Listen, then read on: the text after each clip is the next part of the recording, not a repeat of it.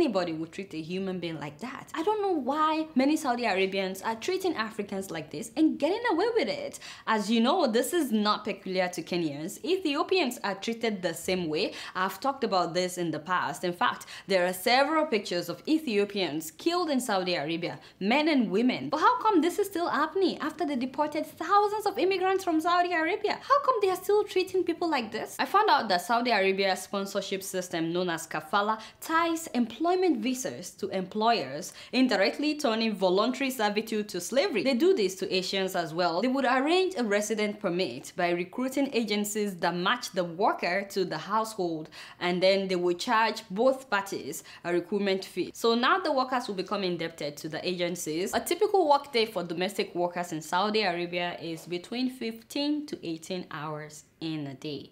Imagine somebody working straight for 18 hours in a day out of 24 hours, and they pay them about $5 to $7 per day. And guess what? Some of these employers would refuse to pay the employees for a long time. In fact, sometimes for years they may not pay their employees. They would say, we're giving you food, we're giving you a place to sleep, even if it's outside. They would say, what do you need the money for? So many employers have actually killed their employees if they keep asking for their money. There are no off days, no rest hours, there is no vacation, no nothing. As you know, slavery was officially abolished in Saudi Arabia in 1960. At that time though, there were about 300,000 slaves still in Saudi Arabia. Even though it was abolished on paper, hey, the practice continued unofficially. First of all, when will our people in Africa learn that the grass is not necessarily greener on the other side and that not all the glitter is gold? I mean, we've been hearing stories like this for a long time, for a long time, yet there are people who are still bent on taking their chances. As bad as it was for Joyce, she's actually very lucky.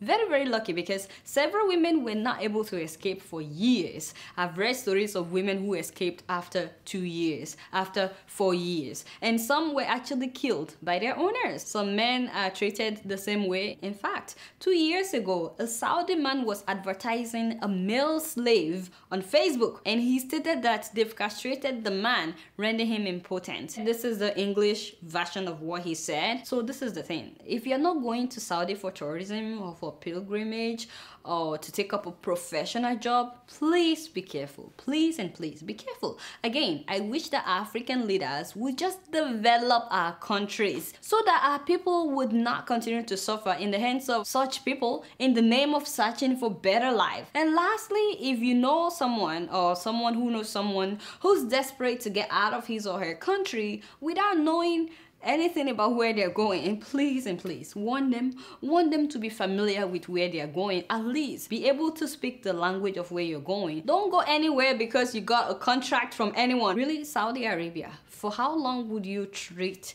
Africans like this? And you know, I can't help but remember that hashtag that was started by Ethiopians when so many of them were being deported from Saudi Arabia. They had this hashtag called "Someone Tell Saudi Arabia." Someone tell Saudi Arabia that you cannot continue to treat human beings like this. Someone tell Saudi Arabia that just because the color of our skin is different from yours doesn't mean you're better in any way. Someone tell Saudi Arabia that the world is watching. We know what is going on. Someone tell Saudi Arabia that enough is enough. Someone tell Saudi Arabia that this will not go on for long.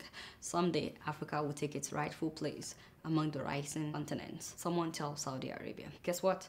I'm just keeping it real.